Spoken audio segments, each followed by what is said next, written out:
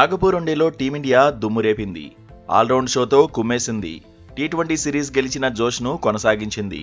3 మ్యాచ్ల వన్డే సిరీస్లో బోనీ కొట్టింది. టాస్ ఓడినప్పటికీ ఇంగ్లాండ్పై ఆధిపత్యం చెలాయించింది. వన్డే సిరీస్లో 1-0 ఆధిక్యంలోకి వెళ్లింది. శుభ్మన్ గిల్, శ్రేయస్ అయ్యర్, అక్షర్ పటేల్ మెరుపులతో భారత్ అదర్హో అనిపించింది. నిజానికి నాగపూర్లో తొలుత బ్యాటింగ్ చేసిన ఇంగ్లాండ్ జట్టు భారత్ను బెంబేలెత్తించింది. పవర్ ప్లేలో దూకుడు చూపించింది.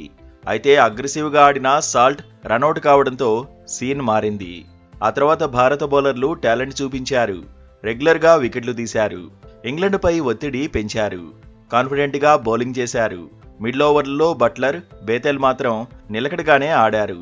భారత బౌలర్లను సమర్థంగా ఎదుర్కొనేందుకు ప్రయత్నించారు. హాఫ్ సెంచరీలు సాధించారు.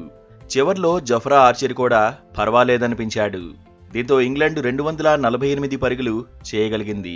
బట్లర్ సేన పూర్తిగా 50 ఓవర్లు ఆడలేకపోయింది. 47.4 ఓవర్లలోనే ఆలౌట్ అయింది. భారత బౌలర్లలో హర్షిత్ రాణా, రవీంద్ర జడేజా 3 వికెట్ల చొప్పున సాధించారు. షమి, కుల్దీప్ యాదవ్, అక్షర్ పటేల్ ఒక్కో వికెట్ తీశారు. 249 పరుగుల టార్గెట్ చేజ్లో టీమిండియా తడబడింది. 19 పరుగుల దగ్గరే ఓపెనర్ల వికెట్లు కోల్పోయింది. టచ్లో ఉన్నట్టే కనిపించిన యశస్వి జైస్వాల్ 22 బంతుల్లో 15 పరుగులు చేసి పెవిలియన్ చేరాడు.